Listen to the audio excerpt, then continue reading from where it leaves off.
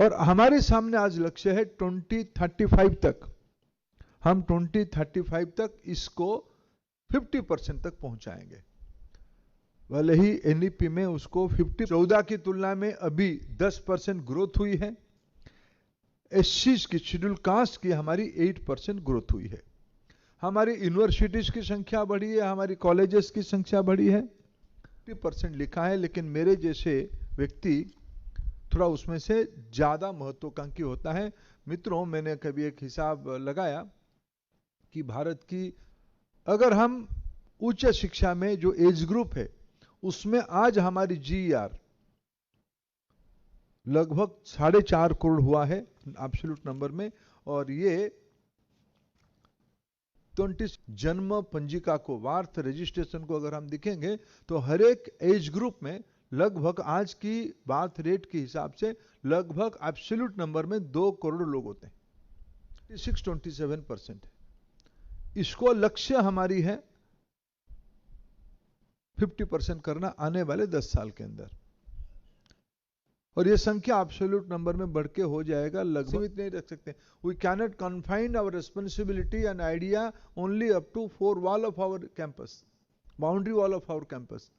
हम सोसाइटी की लीडर हैं।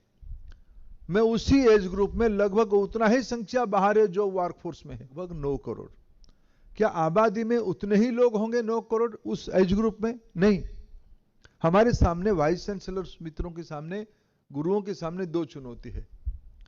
हम सिर्फ अपने विजन को, अपने रिस्पॉन्सिबिलिटी को अपने कैंपस की चौहदी तक में, भारत में लगभग 90 करोड़ लोग हैं आज की पॉपुलेशन में, उसकी लगभग 56% वर्कफोर्स में कन्वर्ट होती है।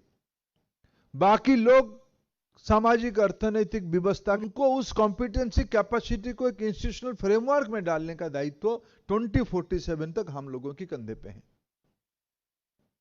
इसी के बारे में एनईपी ने अनेक, आधे लोग किसको देखेंगे, किस और उनकी अपेक्षा है?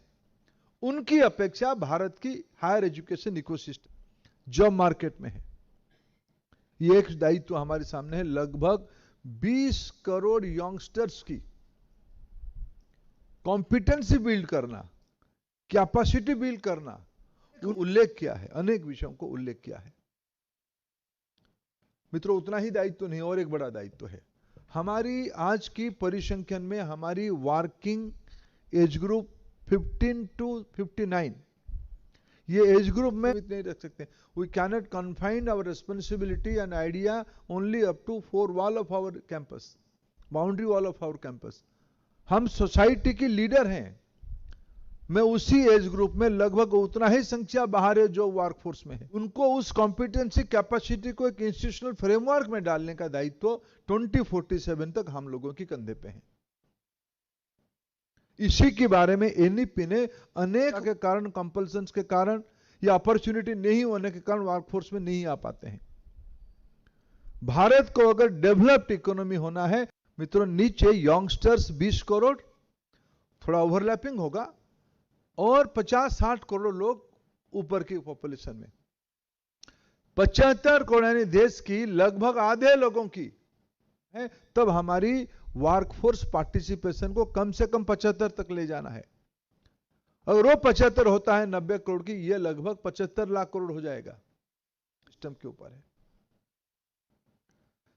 कैसे होनी चाहिए, जिसके बारे में अभी आडिया जी ने हम लोगों के सामने एक ब्लूप्रिंट रखा, एक